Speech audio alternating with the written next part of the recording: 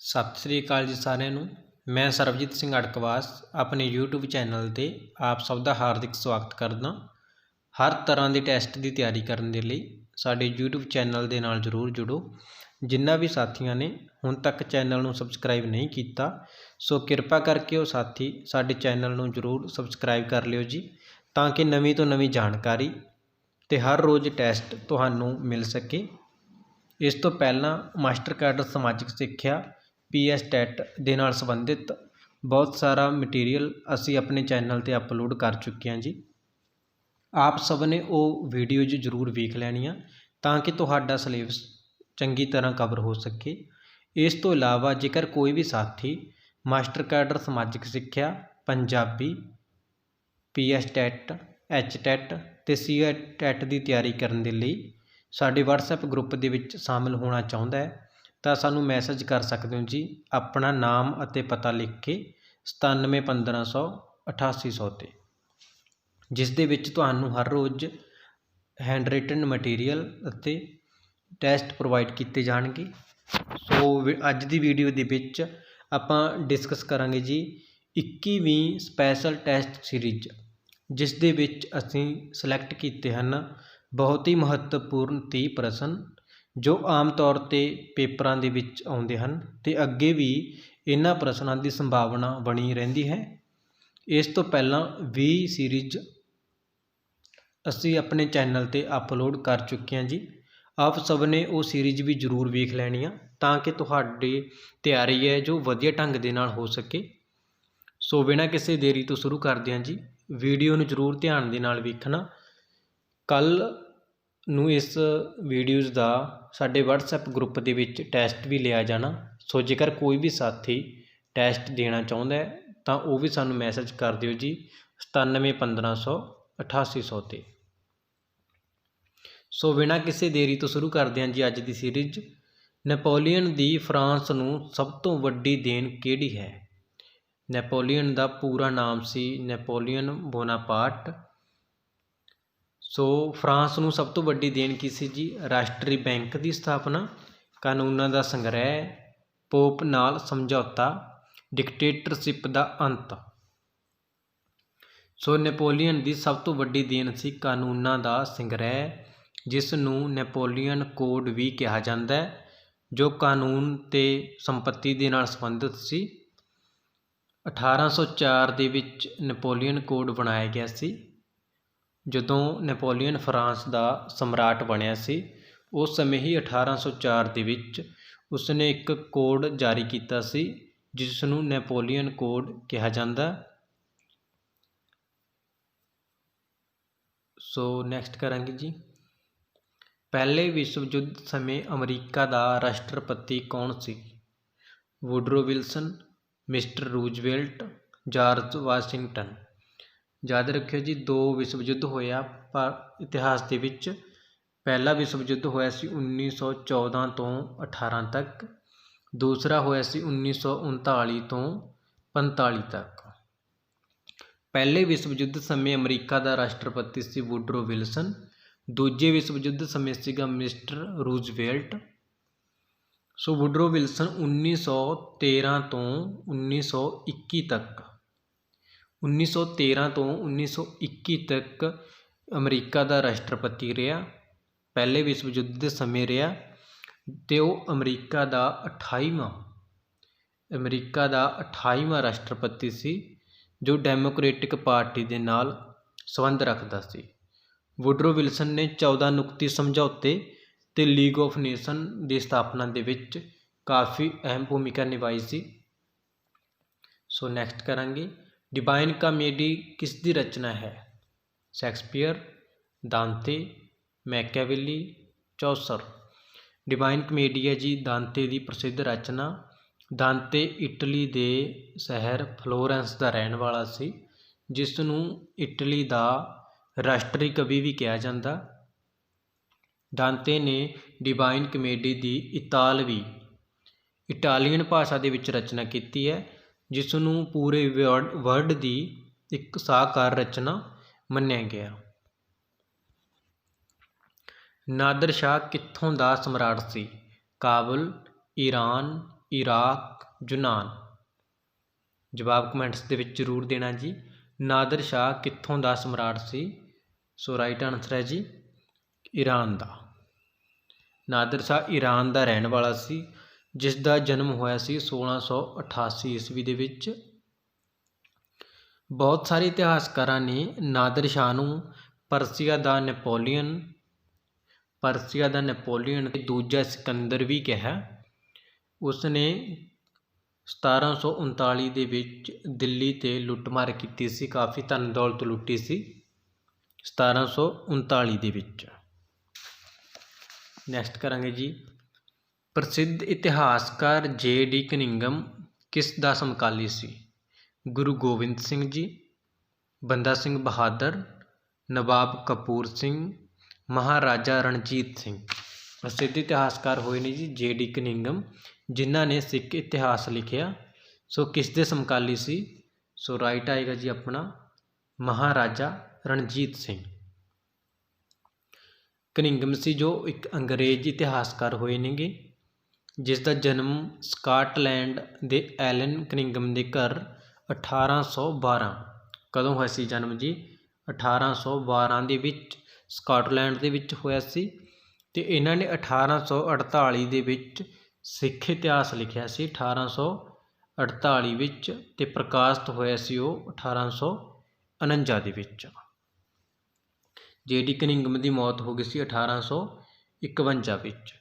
ਸੋ ਮਹਾਰਾਜਾ ਰਣਜੀਤ ਸਿੰਘ ਦੇ ਸਮਕਾਲੀ ਸੀ J.D. Cunningham, ਪ੍ਰਸਿੱਧ ਇਤਿਹਾਸਕਾਰ ਹੋਏ ਨੇ। ਮਾਈ ਭਾਗੋ ਕਿਸ ਦੀ ਸਮਕਾਲੀ ਸੀ? ਗੁਰੂ ਅਰਜਨ ਦੇਵ ਜੀ, ਗੁਰੂ ਹਰਗੋਬਿੰਦ ਜੀ, ਗੁਰੂ ਗੋਬਿੰਦ ਸਿੰਘ ਜੀ, ਗੁਰੂ ਤੇਗ ਬਹਾਦਰ ਜੀ। ਮਾਈ ਭਾਗੋ ਭਾਈ ਪਾਰੇ ਸ਼ਾਹ ਦੇ ਖਾਨਦਾਨ ਵਿੱਚੋਂ ਹੋਏ ਨੇਗੇ, ਅਤੇ ਭਾਈ ਪਾਰੇ ਸ਼ਾਹ ਦੇ ਖਾਨਦਾਨ ਵਿੱਚੋਂ ਸ੍ਰੀ ਅੰਮ੍ਰਿਤਸਰ ਨਾਲ ਸੰਬੰਧਿਤ ਸੀ। ਭਾਈ ਭਾਗੋ ਅੰਮ੍ਰਿਤਸਰ ਜ਼ਿਲ੍ਹੇ ਦੇ ਨਾਲ ਸੰਬੰਧਿਤ ਸੀ। ਉਹਨਾਂ ਦੀ ਮਹਾਨ ਦੇਣ ਕੀ ਹੈ ਕਿ ਜਦੋਂ 40 ਸਿੰਘਾਂ ਨੇ ਬੇਦਾਵਾ ਲਿਖਿਆ ਸੀ, 40 ਸਿੰਘਾਂ ਨੇ ਬੇਦਾਵਾ ਲਿਖਿਆ ਸੀ, ਤਾਂ ਉਹਨਾਂ ਨੂੰ ਸਮਝਾ ਕੇ, ਪ੍ਰੇਰਨਾ ਦੇ ਕੇ ਅਤੇ ਉਹਨਾਂ ਦੀ ਅਗਵਾਈ ਕਰਕੇ ਖਿਦਰਾਣੇ ਦੀ ਧਰਤੀ ਦੇ ਵਿੱਚ ਮਾਈ ਭਾਗੋ ਨੇ ਅਗਵਾਈ ਕੀਤੀ ਸੀ। ਖਿਦਰਾਣੇ ਦੀ ਧਰਤੀ 'ਤੇ ਫੌਜਾਂ ਦਾ ਮੁਕਾਬਲਾ ਕੀਤਾ ਸੀ। ਸੋ ਮਾਈ ਭਾਗੋ ਆ ਜੋ ਗੁਰੂ ਗੋਬਿੰਦ ਸਿੰਘ ਜੀ ਦੀ ਸਮਕਾਲੀ ਸੀ। ਮਾਈ ਭਾਗੋ ਗੁਰੂ ਗੋਬਿੰਦ ਸਿੰਘ ਜੀ ਦੀ ਸਮਕਾਲੀ ਸੀ, ਜਿਨ੍ਹਾਂ ਨੇ 40 ਬੇਦਾਵਾ ਦਿੱਤੇ ਸਿੱਖਾਂ ਨੂੰ ਸਮਝਾਇਆ ਸੀ ਅਤੇ ਉਹਨਾਂ ਦੀ ਅਗਵਾਈ ਕਰਕੇ ਖਿਦਰਾਣੇ ਦੇ ਵਿੱਚ ਫੌਜਾਂ ਦੀ ਅਗਵਾਈ ਕੀਤੀ ਸੀ। ਜੇਕਰ ਕੋਈ ਵੀ ਸਾਥੀ ਸਾਡੇ WhatsApp ਗਰੁੱਪ ਦੇ ਵਿੱਚ ਸ਼ਾਮਿਲ ਹੋਣਾ ਚਾਹੁੰਦਾ ਹੈ ਤਾਂ ਆਪਣਾ ਨਾਮ ਅਤੇ ਪਤਾ ਲਿਖ ਕੇ ਸਾਨੂੰ ਮੈਸੇਜ ਕਰ ਸਕਦੇ ਹੋ ਜੀ 971500 8800, ਜਿਸ ਦੇ ਵਿੱਚ ਤੁਸੀਂ ਹਰ ਰੋਜ਼ ਟੈਸਟ ਵੀ ਪ੍ਰਾਪਤ ਕਰ ਸਕਦੇ ਹੋ। ਹੜੱਪਾ ਤੋਂ ਪ੍ਰਾਪਤ ਇੱਕ ਕਬਰਸਤਾਨ ਦਾ ਨਾਮ। ਹੜੱਪਾ ਤੋਂ ਇੱਕ ਕਬਰਸਤਾਨ ਪ੍ਰਾਪਤ ਹੋਇਆ ਜੀ, ਉਸ ਦਾ ਨਾਮ ਕੀ ਸੀ? R35, R36, R37, R38।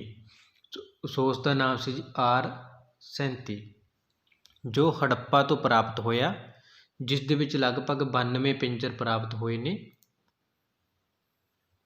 Harappa ਦਾ ਪ੍ਰਸਿੱਧ ਕਬਰਸਤਾਨ ਪ੍ਰਾਪਤ ਹੋਇਆ ਜੀ R37। ਗਾਇਤਰੀ ਮੰਤਰ ਕਿਹੜੀ ਭਾਸ਼ਾ ਵਿੱਚ ਹੈ? ਸੰਸਕ੍ਰਿਤ, ਫਾਰਸੀ, ਉਰਦੂ, ਬ੍ਰਹਮੀ। ਗਾਇਤਰੀ ਮੰਤਰ ਦੀ ਭਾਸ਼ਾ ਕਿਹੜੀ ਹੈ ਜੀ? ਸੰਸਕ੍ਰਿਤ। ਗਾਇਤਰੀ ਮੰਤਰ ਸੰਸਕ੍ਰਿਤ ਭਾਸ਼ਾ ਵਿੱਚ ਲਿਖਿਆ ਗਿਆ। ਇਹ ਰਿਗਵੇਦ ਗ੍ਰੰਥ ਦੇ ਵਿੱਚ ਦਰਜ ਹੈ, ਅਤੇ ਸੰਸਕ੍ਰਿਤ ਮੰਤਰਾਂ ਦੇ ਵਿੱਚੋਂ ਸਭ ਤੋਂ ਵੱਧ ਮਹੱਤਵਪੂਰਨ ਅਤੇ ਪੁਰਾਣਾ ਮੰਤਰ ਹੈ ਜੀ ਗਾਇਤਰੀ ਮੰਤਰ। ਕਿਸ ਵੇਦ ਵਿੱਚ ਹੈ? ਰਿਗਵੇਦ ਵਿੱਚ। ਬੁੱਧ ਧਰਮ ਦੀ ਰਮਾਇਣ ਕਿਹੜੇ ਗ੍ਰੰਥ ਨੂੰ ਕਿਹਾ ਜਾਂਦਾ? ਬੁੱਧ ਚਰਿਤ, ਸੁਤ ਪਿਟਕ, ਵਿਨੈ ਪਿਟਕ, ਅਭਿਧਮ ਪਿਟਕ। ਸੋ ਬੁੱਧ ਧਰਮ ਦੀ ਰਮਾਇਣ ਕਿਹਾ ਜਾਂਦਾ ਬੁੱਧ ਚਰਿਤ ਨੂੰ, ਜਿਸ ਦੇ ਰਚੇਤਾ ਨੇ ਅਸ਼ਵਘੋਸ਼। ਅਸ਼ਵਘੋਸ਼ ਨੇ 28 ਸਰਗਾਂ ਦੇ ਵਿੱਚ ਰਚਨਾ ਕੀਤੀ ਹੈ ਬੁੱਧ ਚਰਿਤ ਦੀ। ਜਿਸ ਦੇ ਵਿੱਚ ਮਹਾਤਮਾ ਬੁੱਧ ਦੇ ਜੀਵਨ ਅਤੇ ਉਪਦੇਸ਼ ਦੇ ਬਾਰੇ ਦੱਸਿਆ ਗਿਆ। ਅਤੇ ਬਾਕੀ ਜੋ 3 ਗ੍ਰੰਥ ਨੇ ਇਹਨਾਂ ਨੂੰ ਤ੍ਰਿਪਿਟਕ ਕਿਹਾ ਜਾਂਦਾ। ਇਹ ਵੀ ਬੁੱਧ ਧਰਮ ਦੇ ਨਾਲ ਸੰਬੰਧਿਤ ਨੇ, ਇਹਨਾਂ ਨੂੰ ਤ੍ਰਿਪਿਟਕ ਕਿਹਾ ਜਾਂਦਾ। ਜੋ ਬੁੱਧ ਧਰਮ ਦੀ ਰਮਾਇਣ ਆ ਉਹ ਕਿਹਾ ਜਾਂਦਾ ਬੁੱਧ ਚਰਿੱਤਰ ਨੂੰ, ਜਿਸ ਦੇ ਰਚੇਤਾ ਨੇ ਅਸ਼ਵਘੋਸ਼। ਲਾਰਡ ਵਿਲੀਅਮ ਬੈਂਟਿਕ ਦਾ ਕਾਰਜਕਾਲ ਕੀ ਸੀ? 1825 ਤੋਂ 30, 1828 ਤੋਂ 35, 1835 ਤੋਂ 36, 1842 ਤੋਂ 44। ਸੋ ਲਾਰਡ ਵਿਲੀਅਮ ਬੈਂਟਿਕ ਦਾ ਕਾਰਜਕਾਲ ਸੀ 1828 ਤੋਂ 35 ਦਾ। ਲਾਰਡ ਵਿਲੀਅਮ ਬੈਂਟਿਕ ਨੂੰ ਸਮਾਜਿਕ ਸੁਧਾਰਾਂ ਅਤੇ ਸਿੱਖਿਆ ਦੇ ਖੇਤਰ ਦੇ ਵਿੱਚ ਸੁਧਾਰਾਂ ਦੇ ਲਈ ਜਾਣਿਆ, ਜਿਨ੍ਹਾਂ ਨੇ 1829 ਦੇ ਵਿੱਚ ਸਤੀ ਪ੍ਰਥਾ 'ਤੇ ਰੋਕ ਲਗਾਈ ਸੀ। ਲਾਰਡ ਵਿਲੀਅਮ ਬੈਂਟਿਕ ਨੇ। ਸਤੀ ਪ੍ਰਥਾ ਦਾ ਅੰਤ ਕਿਸ ਨੇ ਕੀਤਾ? ਕਮੈਂਟਸ ਦੇ ਵਿੱਚ ਜ਼ਰੂਰ ਦੱਸਿਓ ਜੀ। ਇਸ ਤੋਂ ਪਹਿਲਾਂ ਆਪਾਂ ਡਿਸਕਸ ਕਰ ਚੁੱਕੇ ਹਾਂ William Bentinck, Lord Dalhousie, Lord Wellesley, Mountbatten. William Bentinck ਜਿਨ੍ਹਾਂ ਦਾ ਸਮਾਂ ਸੀ 1828 ਤੋਂ 35, ਉਹਨਾਂ ਨੇ 1829 ਦੇ ਵਿੱਚ ਸਤੀ ਪ੍ਰਥਾ 'ਤੇ ਰੋਕ ਲਗਾਈ ਸੀ ਰਾਜਾ ਰਾਮ ਮੋਹਨ ਰਾਏ ਦੇ ਯਤਨਾਂ ਦੇ ਸਦਕਾ। ਲੋਕ ਸਭਾ ਦੇ ਪਹਿਲੇ ਉਪ ਸਪੀਕਰ ਕੌਣ ਸਨ? GB Mavalankar, MA ਆਇੰਗਰ, Suresh Bedi, KM ਮੁਨਸੀ। ਲੋਕ ਸਭਾ ਦੇ ਪਹਿਲੇ ਜੋ ਉਪ ਸਪੀਕਰ ਹੋਏ ਨੇ ਉਹ ਦੱਸਣਾ ਜੀ। ਰਾਈਟ ਆਨਸਰ ਆ MA ਆਇੰਗਰ। ਯਾਦ ਰੱਖਿਓ ਜੀ, ਜੋ GB ਮਾਵਲੰਕਰ ਨੇ ਉਹ ਪਹਿਲੇ ਲੋਕ ਸਭਾ ਦੇ ਸਪੀਕਰ ਨੇ। ਡਿਪਟੀ ਸਪੀਕਰ ਸੀਗੇ MA ਆਇੰਗਰ।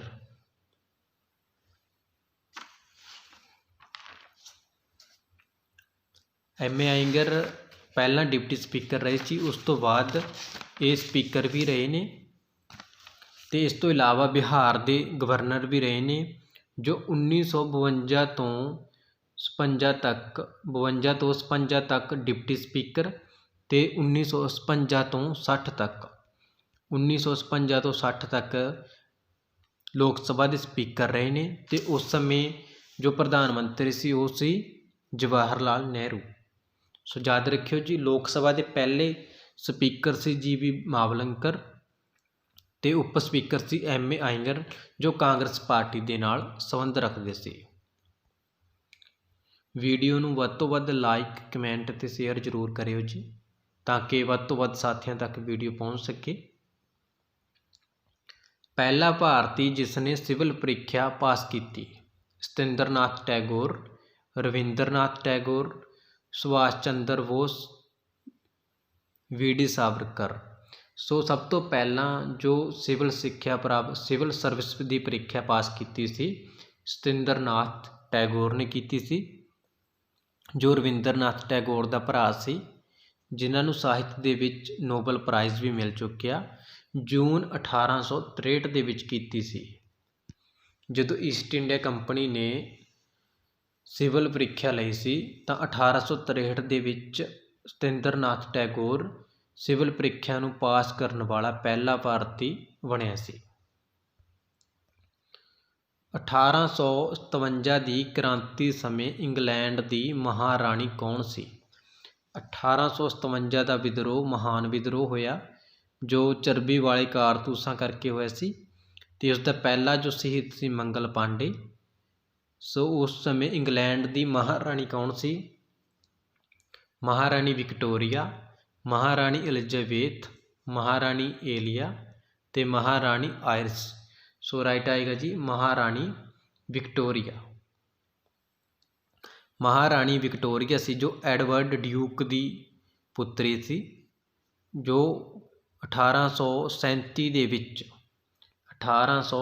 ਦੇ ਵਿੱਚ ਬਰਤਾਨਵੀ ਸਲਤਨਤ ਦੀ ਮਾਲਕ ਬਣੀ ਸੀ, ਅਤੇ ਆਪਣੀ ਮੌਤ ਤੱਕ, ਕਹਿਣ ਦਾ ਭਾਵ 1901 ਤੱਕ ਇੰਗਲੈਂਡ ਦੀ ਮਹਾਰਾਣੀ ਬਣੀ ਰਹੀ ਸੀਗੀ, ਜਿਸ ਨੇ 63 ਸਾਲ 7 ਮਹੀਨੇ ਇੰਗਲੈਂਡ ਦੀ ਮਹਾਰਾਣੀ ਦੇ ਤੌਰ 'ਤੇ ਆਪਣੀ ਭੂਮਿਕਾ ਨਿਭਾਈ ਸੀ। ਸੋ 1857 ਦੀ ਵਿਦਰੋਹ ਸਮੇਂ ਇੰਗਲੈਂਡ ਦੀ ਜੋ ਮਹਾਰਾਣੀ ਸੀ ਉਹ ਸੀ ਮਹਾਰਾਣੀ ਵਿਕਟੋਰੀਆ।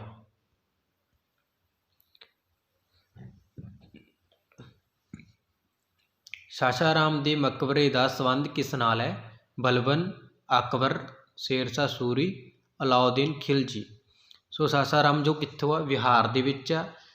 ਮਕਬਰੇ ਦੇ ਨਾਲ ਸੰਬੰਧਿਤ ਹੈ ਜੀ ਸ਼ੇਰਸ਼ਾਹ ਸੂਰੀ ਦੇ ਨਾਲ।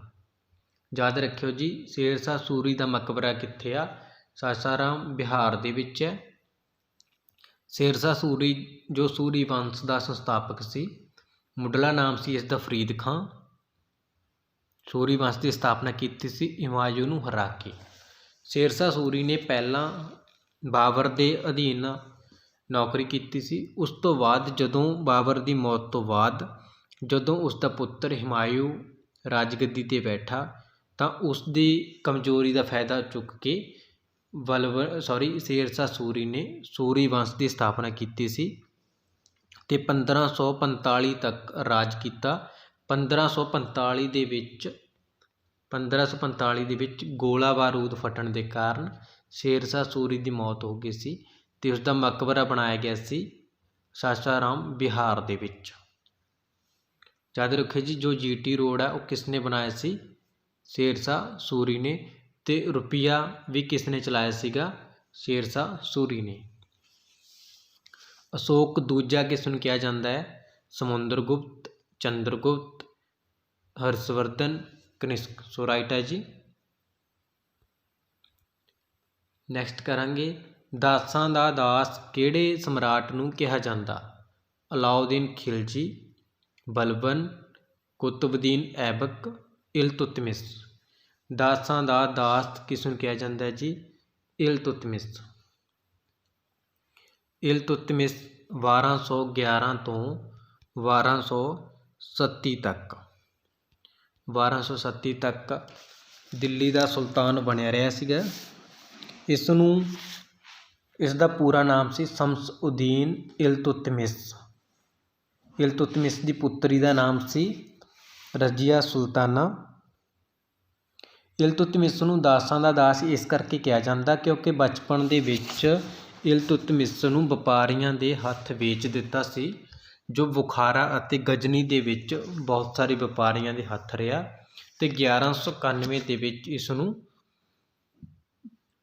ਕੁਤਬੁਦੀਨ ਐਬਕ ਨੇ ਖਰੀਦ ਲਿਆ ਸੀ। 1191 ਦੇ ਵਿੱਚ ਕੁਤਬੁਦੀਨ ਐਬਕ ਨੇ ਇਲਤੁਤਮਿਸ਼ ਨੂੰ ਦਾਸ ਦੇ ਰੂਪ ਵਿੱਚ ਖਰੀਦ ਲਿਆ ਸੀ। ਉਸ ਤੋਂ ਬਾਅਦ ਉਸਦੇ ਅਧੀਨ ਨੌਕਰੀ ਕੀਤੀ ਸੀ ਅਤੇ ਜਦੋਂ ਕੁਤਬੁਦੀਨ ਐਬਕ ਦੀ ਮੌਤ ਹੋਈ ਸੀ ਤਾਂ ਉਸ ਤੋਂ ਬਾਅਦ ਇਲਤੁਤਮਿਸ਼ ਦਾਸ ਵੰਸ਼ ਦਾ ਸੁਲਤਾਨ ਬਣਿਆ ਸੀ। ਇਸ ਕਰਕੇ ਦਾਸਾਂ ਦਾ ਦਾਸ ਕਿਹਾ ਜਾਂਦਾ ਇਲਤੁਤਮਿਸ਼ ਨੂੰ। ਅੱਗੇ ਕਰਾਂਗੇ ਜੀ, ਜਿੰਦਾ ਪੀਰ ਕਿਹੜੇ ਮੁਗਲ ਬਾਦਸ਼ਾਹ ਨੂੰ ਕਿਹਾ ਜਾਂਦਾ? ਬਾਬਰ, ਔਰੰਗਜ਼ੇਬ, ਸ਼ਾਹਜਹਾਂ, ਅਕਬਰ। ਕਿਸ ਨੂੰ ਕਿਹਾ ਜਾਂਦਾ ਹੈ ਜਿੰਦਾ ਪੀਰ? ਔਰੰਗਜ਼ੇਬ ਨੂੰ।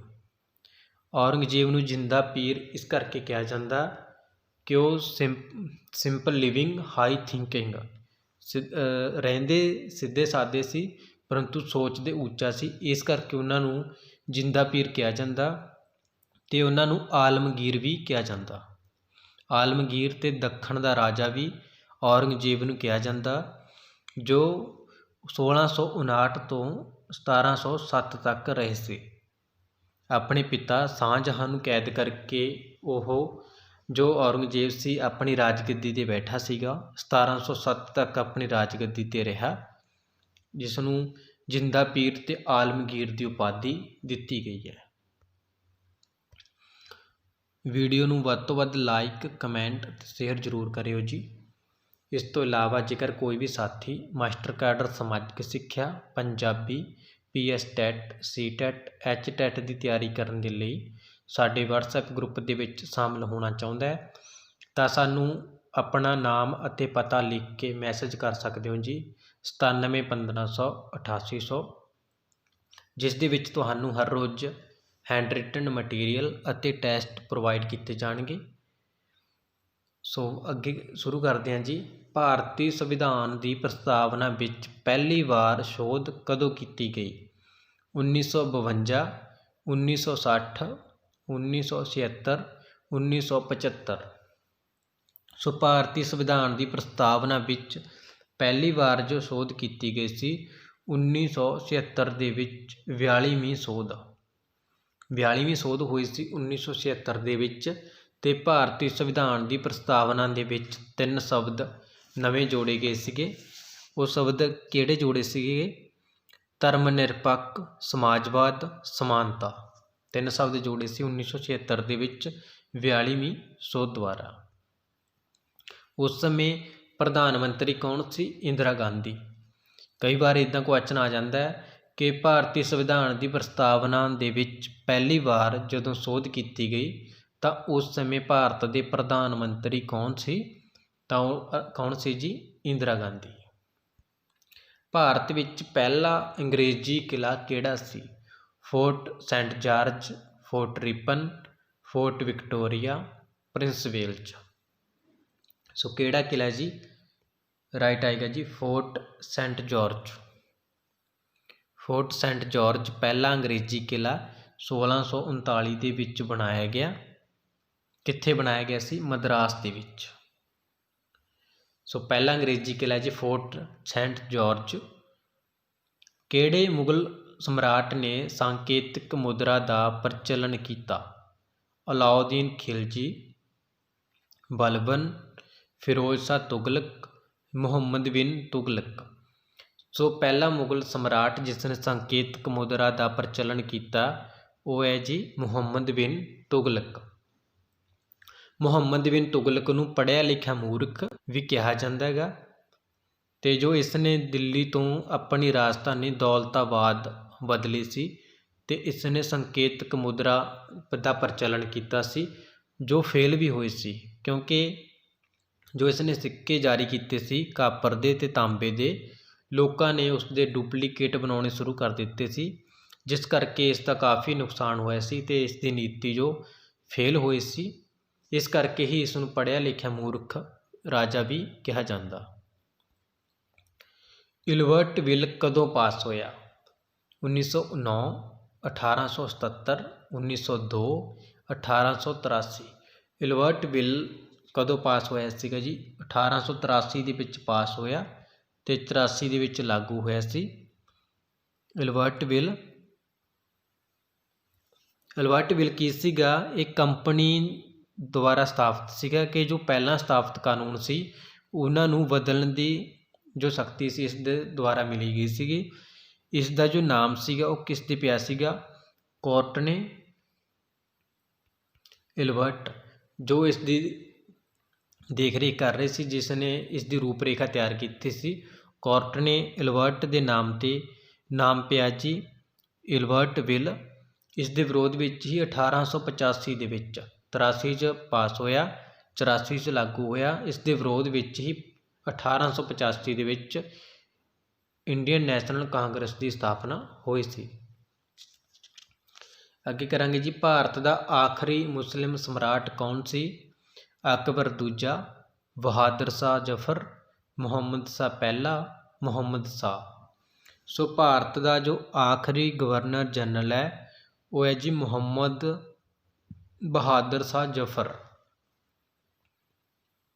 ਮੁਹੰਮਦ ਬਹਾਦਰ ਸ਼ਾਹ ਜ਼ਫਰ ਮੁਹੰਮਦ ਸ਼ਾਹ ਜ਼ਫਰ ਸੀਗਾ ਜੀ ਆਖਰੀ ਮੁਸਲਿਮ ਸਮਰਾਟ, ਜੋ 1837 ਤੋਂ 57 ਤੱਕ 1837 ਤੋਂ 57 ਤੱਕ ਆਪਣੀ ਰਾਜਗੱਦੀ 'ਤੇ ਰਿਹਾ ਅਤੇ 1857 ਦੇ ਵਿਦਰੋਹ ਤੋਂ ਬਾਅਦ ਬ੍ਰਿਟਿਸ਼ ਦੇ ਅਧੀਨ ਆ ਗਿਆ ਸ਼ਾਸਨ। ਸੋ ਜੋ ਮੁਹੰਮਦ ਸ਼ਾਹ ਸੀ ਉਹ ਕਿਸ ਦਾ ਪੁੱਤਰ ਸੀ? ਅਕਬਰ ਦੂਜੇ ਦਾ। ਅਕਬਰ ਦੂਜੇ ਦਾ ਜੋ ਪੁੱਤਰ ਸੀਗਾ। ਉਸ ਤੋਂ ਬਾਅਦ ਜਦੋਂ ਬ੍ਰਿਟਿਸ਼ ਸ਼ਾਸਨ ਦੇ ਅਧੀਨ ਭਾਰਤ ਦਾ ਸ਼ਾਸਨ ਆ ਗਿਆ ਸੀ ਤਾਂ ਮੁਹੰਮਦ ਸ਼ਾਹ ਨੂੰ ਰੰਗੂਨ ਵਿਖੇ ਭੇਜ ਦਿੱਤਾ ਗਿਆ ਸੀ। ਰਾਜਾ ਰਾਮ ਮੋਹਨ ਰਾਏ ਦੀ ਸਮਾਧ ਕਿੱਥੇ ਹੈ? ਸਾਂਚੀ, ਵੈਲੂਰ, ਬਰੇਲੀ, ਬ੍ਰਿਸਟਲ। ਸੋ ਰਾਜਾ ਰਾਮ ਮੋਹਨ ਰਾਏ ਜਿਨ੍ਹਾਂ ਨੂੰ ਆਧੁਨਿਕ ਭਾਰਤ ਦਾ ਪਿਤਾਮਾ ਕਿਹਾ ਜਾਂਦਾ ਹੈ ਅਤੇ ਭਾਰਤੀ ਪੁਨਰ ਜਾਗਰਨ ਦਾ ਜਨਕ ਵੀ ਕਿਹਾ ਜਾਂਦਾ, ਉਹਨਾਂ ਦੀ ਜੋ ਸਮਾਧ ਹੈ ਉਹ ਹੈ ਬ੍ਰਿਸਟਲ ਦੇ ਵਿੱਚ। ਬ੍ਰਿਸਟਲ ਕਿੱਥੇ ਹੈ ਜੀ? UK ਦੇ ਵਿੱਚ। ਜਿਨ੍ਹਾਂ ਨੇ 1828 ਦੇ ਵਿੱਚ ਬ੍ਰਹਮੋ ਸਮਾਜ ਦੀ ਸਥਾਪਨਾ ਕੀਤੀ ਸੀ।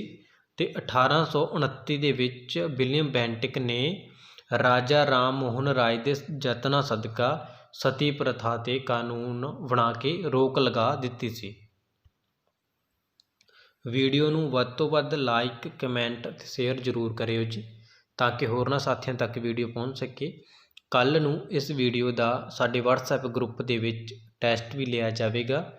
ਸੋ ਜੇਕਰ ਕੋਈ ਵੀ ਸਾਥੀ ਟੈਸਟ ਦੇਣਾ ਚਾਹੁੰਦਾ ਹੈ ਤਾਂ ਸਾਨੂੰ ਮੈਸੇਜ ਕਰ ਦਿਓ ਜੀ 971500 8800।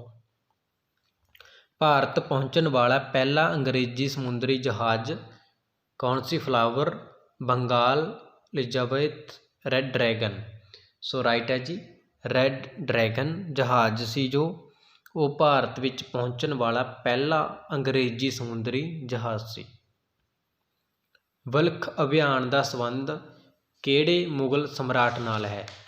ਬਲਖ ਦਾ ਜੋ ਅਭਿਆਨ ਸੀਗਾ ਕਿਸ ਨਾਲ ਸੰਬੰਧਿਤ ਹੈ ਜੀ? ਸ਼ਾਹਜਹਾਂ, ਬਾਬਰ, ਬਹਾਦਰ ਸ਼ਾਹ ਜ਼ਫਰ, ਔਰੰਗਜ਼ੇਬ।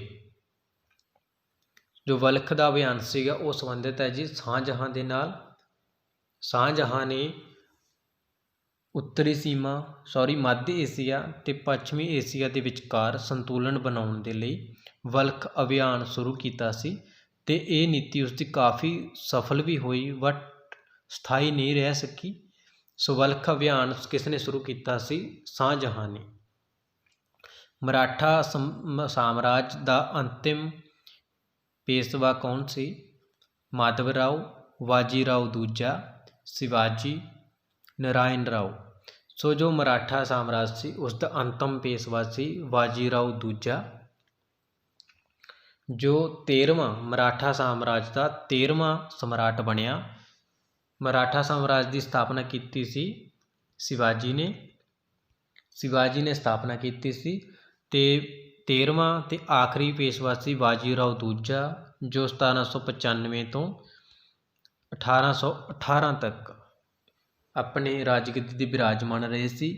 ਉਹਨਾਂ ਦੀ ਰਾਜਧਾਨੀ ਕਿਹੜੀ ਸੀ ਜੀ? ਪੂਨਾ।